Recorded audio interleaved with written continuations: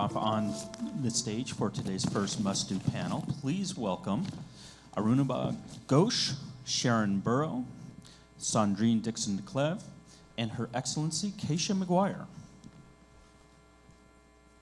Welcome all panelists, and you'll see their bios projected behind you.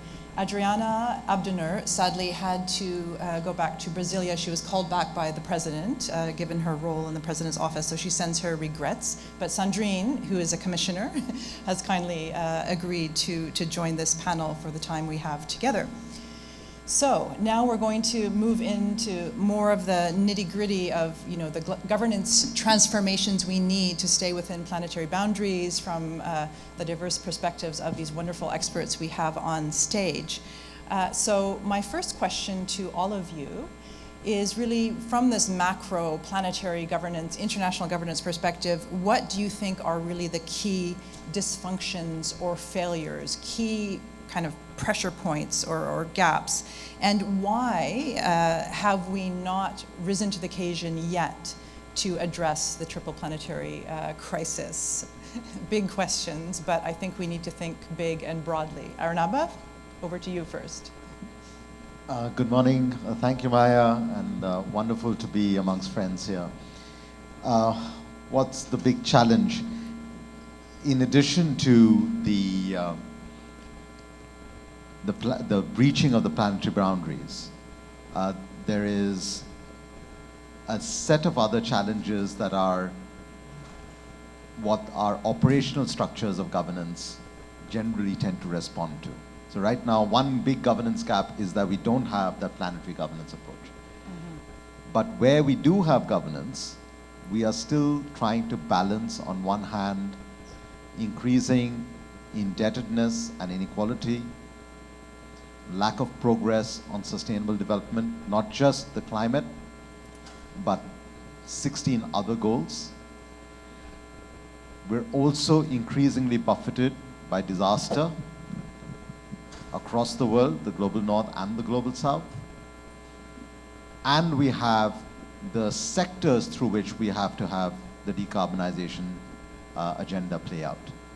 Now, these are different sort of governance universes around which we orbit: debt, development, disaster, decarbonization.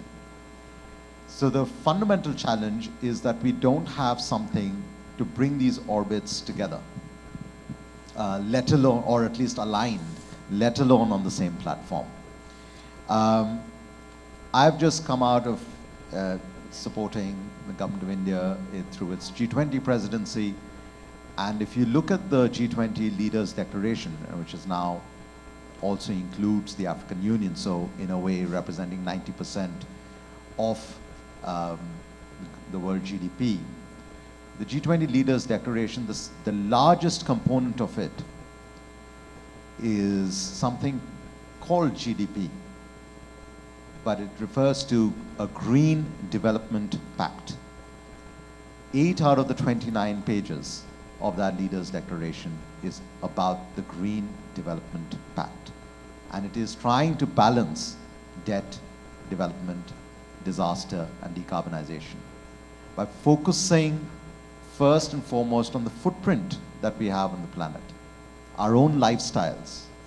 It's not just about the supply side push of clean energy, but the demand side changes, not just through nudging of behavior, but the enabling of markets at scale for a more sustainable consumption story. It's also focusing on bringing the energy transition closer to people. It's also focusing on ramping up finance, on connecting climate to the other planetary crises by focusing on land, oceans, and biodiversity. And finally, around resilience. So this is the largest segment in any G20 declaration thus far, which focuses on bridging the green and the development. And it will not happen just with treaties, it'll happen through solidarity and a pact. So we've got to start thinking about that aligning of those different orbits. Otherwise, we will have incremental governance innovation, but not systemic change that we desire. Thank you, Arunabha. Holistic perspectives and solidarity around all of the key and interwoven issues. Keisha, over to you. Thank you, Maya, and great seeing many of you again here today. Maybe I'll be a little provocative in my perspective, given my difference moving from the private sector to being a diplomat, now in civil society. I think from my viewpoint, I think the international community is trying to grapple with this. It's really the interconnectedness, because I agree with that. It's all interconnected. You see now, you're hearing the terminology, not just climate change, triple planetary crises, so I think the international community is trying to grapple with it. But, that grappling has not yet, simply put, yielded effective results. And where I see the gap, if you want to call it that, I think it has to do with responsibility. And what do I mean by responsibility? It is really in the political process of determining who should take on the obligation to address these issues, right? And until we do that, we're going to continue to have maybe divergent positions. We all, one approach to everybody, which does not, when you look at it, be able to yield the sort of results that you need and the sort of systematic change and transformational changes that are needed to really and truly integrate these different processes and these different crises in a way and deal with in that holistic fashion. So honestly, I think it's about the global solidarity that you mentioned, and doing it in a way where the action to address these issues are rooted in fairness, in equity, right, in justice. So I think if the system, and really and truly the member states, the countries, take on that responsibility and take on their share and look honestly at the different issues, we can achieve those sort of transformational change that is needed. Wonderful, thank you. Responsibility, honesty, solidarity, justice, and equity. Wonderful. Sandrine? Thank you, Maya. I'm going to try to build on the previous very important statements. And first of all, congratulate you and thank you for setting up this Climate Governance Commission. When you set it up, I thought to myself, gosh, do we need another commission? And then I think through the conversations that we've been having, which have been very deep in trying to unpack the complexity of just that word, governance, I've realized more and more that the key issue is that we're actually in a governance crisis, and no one's admitted it. And I think that comes from the fact that our notions of the Bretton Woods institutions, our notions of an inherited governance that we have since the 1950s, pretty much, is not fit for purpose for the 21st century. That the key actors, we used to think, were at the international level, but now we realize that the game changers are at the local level. And we don't give enough thought to that governance. We don't give enough thought to community governance, which actually we know in most continents and most of the world, not in the West, is what really makes change. We don't give enough thought to the way in which we actually really have to move beyond the Bretton Woods. We talk about the Bridgetown Initiative, we talk about restructuring the financial architecture, but we don't realize that we need a total systems change. So I guess that the key issue that we need to grapple with as we also move forward in our conversations is how do you actually fly the plane while you're building it? What kind of governance do we need to enable short-term levers within the existing systems, which we know are broken, that will then enable us to build the bridges to the system that we actually want, which is shifting from an extractive system, shifting from a transactional financial system that is basically squeezing out everything that services people, planet, and prosperity within the economic system, because it's all about shareholder value and profits, and it has absolutely nothing to do with people or planet. How do we bring in then a governance system that functions in order to enable us to build that bridge. And that, I think, is some of the conversations that we have. It's some of the proposals and recommendations that we're trying to put out. But it also deeply comes back to what Mary said, which reminds us that we are part of nature. We are not about the me, we are about the we. And our governance systems typically still service the me rather than the we. We only learned about the we again, and were reminded of the we when we went through COVID, when we were forced to actually, especially as government leaders, to think about solidarity and protecting the weakest link, not just the strongest, wealthiest link.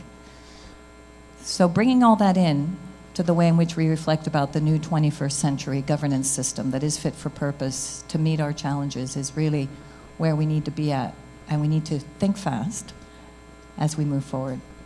Thank you so much, Sandrine. And just to echo your point about this two speeds, or we've been very laser focused in our commission, what can we do in the near term for the urgent levers, because this is an emergency and a crisis, but yet we know that we have to really think deeply about restructuring fundamental international governance institutions, Bretton Woods institutions you mentioned, et cetera. Global Environment Agency has been proposed for many years by scientists.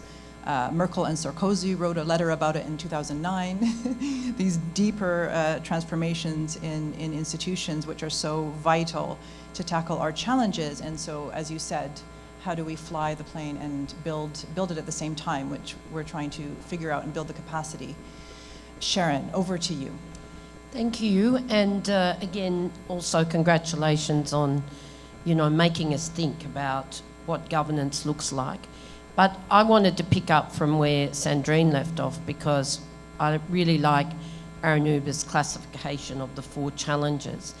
But if it is about the me and not the we, then in fact we're just not going to make the grade. If you think about it from a global commons point of view, people have talked about this for several decades, and yet we still divide up the world, whether it's our forests or our oceans or whatever it might be, by ownership of a nation, or indeed warring tribes in many cases around who owns it, who can profit from it, who makes the rules. And for me it comes back to governance at all levels. But if indeed we are to fight for the planetary governance that we recommend in the report, then we also need to think, how are you going to build a constituency for that? And again, Sandrine said it, if we, our systems internationally have been built with good intent coming out of 2 world wars and so on, but on a view that you could set up financial institutions that would effectively help people, not work with people, not built by the people involved, but by a largesse that would actually, for a price, mind you, lend money when you're in need. And so we've got to rethink the way we actually talk about governance. And if you think about local change and the fight for just transition, which is local in its heart, and you want to put people and planet at the centre of those transitions, then we have to build the multi-stakeholder tables that are hard, they're painful, but everybody has to be in the room, whether it's an oil and gas company who hears the anger of people whose livelihoods are being destroyed, whether it's indeed government, other businesses, critical mining companies, conservationists, trade unionists, of course, actually facing the realities and making the choices about trade-offs, because there are trade-offs. But I've been asked this week a lot, and while it's a joy for somebody who had the privilege of leading the Just Transition campaign to the Paris Climate Agreement, it is a joy to see that it's being talked about here much more openly, much more dedicated way. But, people have asked me questions in agony about what is just, who decides what's just. And I say, well, if in the eyes of the people affected, it's a just or a settlement of justice because they've made those choices, then that's all you need. But it does require us to say, well, if that's our commitment to people in terms of place-based development and transition, what is it that we need to govern the planet, which is in fact our only home, owned by all of us? So I think you've got the framing right. We have to agonise over the details, and that's not easy because even when people understand it, they're going to be loyal to their own nation and national governance because that's a security blanket. But we have to figure out ways to have proper international institutions that recognise that governance exists at all levels, but are cooperative and are about bringing in actors who have never been at the table. Fantastic. Thank you so much, Sharon. Again, emphasizing, all of you have emphasized, this we that we have to keep at the heart of all our actions, and indeed the governance and the multi-stakeholder conversations with everybody, in the honest conversations about the hard choices, or maybe there will be extraordinary solutions that aren't as hard as one thought to get through certain challenges. For example, an economist we're working with, Bob Pullen at UMass Amherst, he models just transitions beyond fossil fuel economies, and he makes the point that actually it's not that expensive to take account of workers and to make sure they're secure and have pensions, etc., security. It's not that expensive, so I think there's also these assumption barriers, whereas if we really put our heads together to solve the problems in this multi-stakeholder genuine consultation, we can get really, really far. So that's fantastic points from everybody. So let's now dig into more of some very concrete, tangible proposals or further perspectives. Starting with you, Arunabha, you and CEW have done a number of really wonderful papers for the Climate Governance Commission on various proposals: distributed renewable energy platform, de-risking international financial flows, a global green hydrogen platform. So if you could just tell us a bit about those proposals and sort of what the ethos is also at the heart of these: international cooperation, putting people, livelihoods at the center, et cetera. The ethos is exactly what both Sandrine and Sharon have referred to, that governance is operating at different levels, right? So one of our proposals is at the systems transformation level, which is if we have to decarbonize industry at planetary scale, we need rules for that at planetary scale. Right now, what's happening is all the major economies are coming up with their own rules. And I am not actually a climate scientist, I'm a trade economist by my PhD. And I guarantee you that if each country comes up with their own rules and their own standards and their own certifications, we will not get the decarbonization of steel or cement or take any other so-called hard-to-abate sector. So our proposal from CEW was a set of rules to govern the global green hydrogen economy as one of the triggers for decarbonizing hard-to-abate sectors. And I'm very happy to report that already there's a high-level set of principles for the interoperability of standards and certification that has been accepted by the G20 countries. And a global hydrogen innovation center is coming up. The second idea is around governance at the very local level. So what is to get the political sustainability for sustainability, we've got to understand that this is not just a planetary issue, it's also a quality of life issue. The air we breathe, the water we drink, the food we eat, how we move, where we live, the structures within which we live, how we cool them, how we heat them. So if we've got to focus on that. So our second idea was called powering livelihoods globally. How do you use distributed energy, distributed clean energy, not just to light up a bulb in a farmer's hut, but to drive income generating activities? We estimate in India alone that's a $50 billion opportunity. In sub-Saharan Africa, it's at least $12 billion opportunity. So what is the platform that aggregates these projects, de-risks, blends the finance, and scales it up? Last year, around this time, some some folks from Sweden were carrying around a block of green steel. I've been walking around New York carrying around a block of green brass that my colleagues have manufactured using a lower carbon boiler that they've invented. Why? Because it's these small, medium enterprises that form the bulk of the industrial structure of the entire global south. We've got to take the energy transition closer to people and power those livelihoods. And the final idea was not the governance of our politics, but the governance of our markets. And that's where the idea around a global platform for de-risking finance at scale came about. And that's what now you see a lot of the conversation about the World Bank reform, but the reform of development finance institutions, etc., also comes in. So governance is across vertical levels and horizontal levels, and we can come up with ideas that are operational and clearly measurable. I think we can start having the system change, but also improve our quality of life. Wonderful. Thank you. Thank you so much.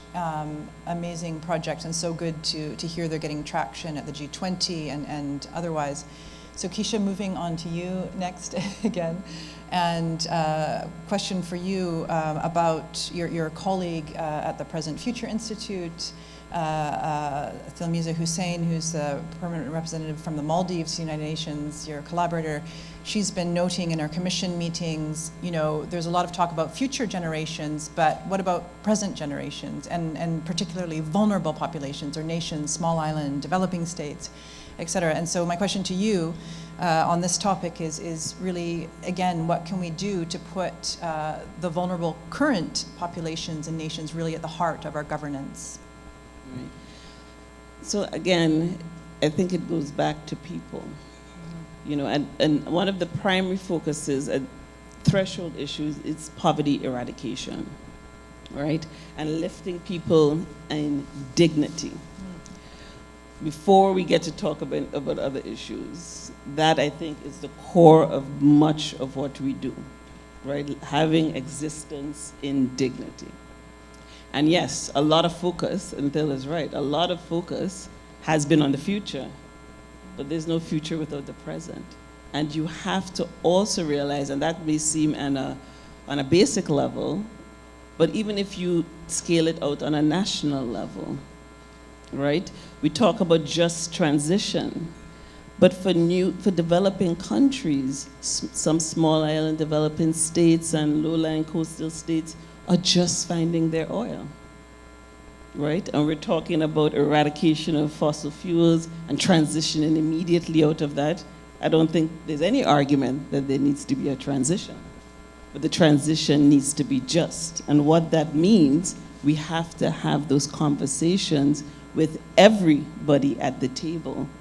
And that's why it's important that you do have that multi-stakeholder engagement, and you bring the different perspectives, because I think what it boils down to is perspectives. Because how are you going to make fit-for-purpose solutions if you don't have the relevant perspectives at the tables? And I can tell you, many times if solutions are made without those for whom it's to benefit at the table, sometimes they're dead on arrival. Might be something as small as a cultural issue, and just a tweak in the solution would have made it much more impactful. So yes, I think we really and truly need to not forget the present when we're talking about ensuring that the future has that ability and right to have a bountiful and a meaningful existence. But you also do need to take care of the present.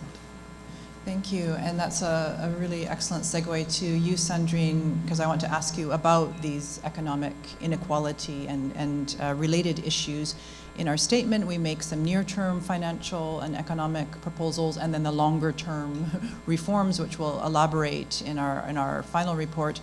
But just from your perspective, how do you see this working, you know, maybe nearer term related to the Bridgetown Initiative and the longer term Bretton Woods institutions? Any ideas you can share to address some of the issues that Keisha and Arunabha and others have raised? So I really want to build on the beauty of what Keisha has just said, this governance for dignity. because I think that's really where we've lost out. And I'll come back up then to the Bretton Woods. I mean, the governance for dignity we saw during COVID, it was a real reminder.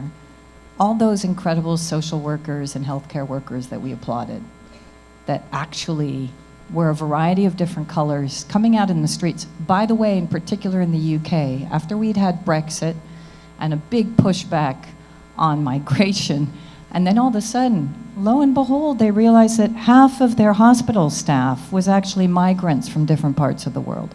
All of a sudden, they were being applauded and they were being asked to come back because they were saving their ass. Governance for dignity is about that. And that's fundamental. So how do you put in place then the structures, the government structures that are truly democratic in this country, which we think is a democracy but no longer is, where members of Congress spend 4 days out of 5 being lobbied, where San Francisco and other major states have the highest homelessness, mental illness, suicide rate, addiction that they've ever seen. And in San Francisco, where I grew up, we're now allowing people to shoplift up to $1,000. Yep, new law, Amanda. Rather than putting in place governance for dignity, a welfare system that enables people to get off the streets and not have to steal. So the basic aspect of having dignified governance is so fundamental, and we've totally forgotten what it means because our leaders have forgotten what it means to lead and what it means to put these elements in place. And that's all the way up to the Bretton Woods. Now, the biggest incredible message coming out of G20 was the fact that we now have brought in the African Union. Oh my God, how long have we been waiting for that? Realizing that the way in which we live our lives today and the geopolitics and the actual way in which most of our countries should fundamentally work together was accepting that the African Union was so important. So I think dignity for me is really what comes out of this panel, is coming back to that governance of dignity across the international spectrum, the shift of the Bretton Woods to respect the fact that we've got very different geopolitical systems today, all the way down to our different local jurisdictions of how we actually work with people on the ground. Thank you, Sandrine. And over to you, Sharan, for last comments before we close the panel. So I'm trying to think through some of the practical things that we have to actually affect. And if you consider that, you know, for a very long time, we've all been saying that if there is no consultation, if there's no shared ownership, there's no understanding and agreement about the transition plan, then there's no trust, and that leads to anger based on despair, etc. But in fact, yesterday, a very smart young woman quantified, at least attempted to quantify the first cut of that.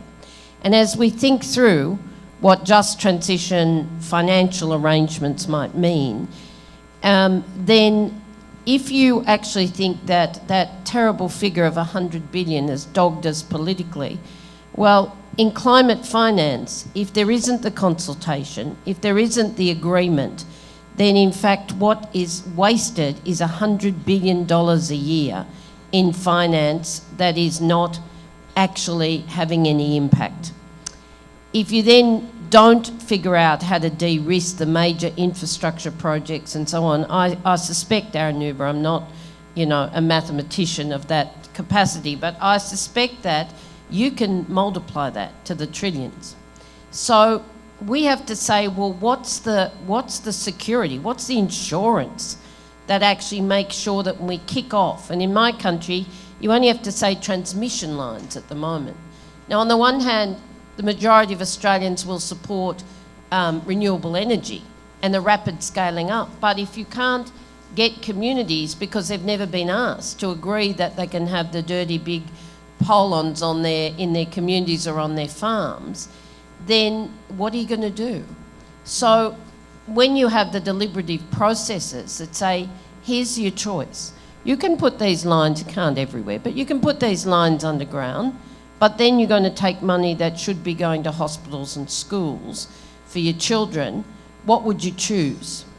And when people make the choice, it's a much easier piece to bear. And then you can sort out, are there vested interests in opposition?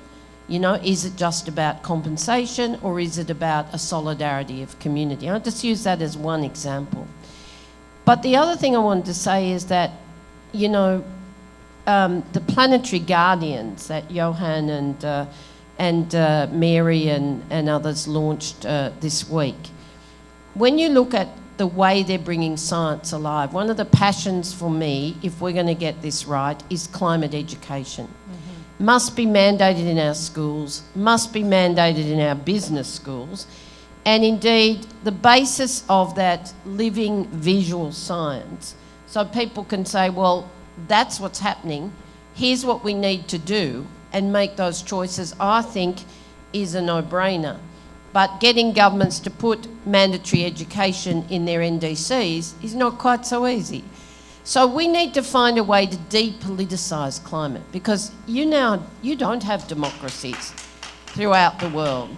You actually have only 20% of people, Freedom House says, live in truly free countries. So how do you depoliticise the fact that the planet's in trouble, which means we're all in trouble? Wonderful. Thank you so much for those great concluding thoughts, and thanks to the whole panel emphasizing solidarity, fairness, dignity, consultation, really core values for our governance at all levels, which would be transformative, of course, if we actually lived these values and implemented them. So let's keep going. And just to say, Sharan, on the education front, we're working with the Aga Khan Foundation, Rockefeller Foundation, Lego Foundation, a whole partnership. And they're working with 70 ministers of education around the world that have already committed to integrating climate education. So then it goes to, indeed, the type and quality. So let's keep the discussions going. And thanks so much to all the panelists for this wonderful discussion. Thank you very much.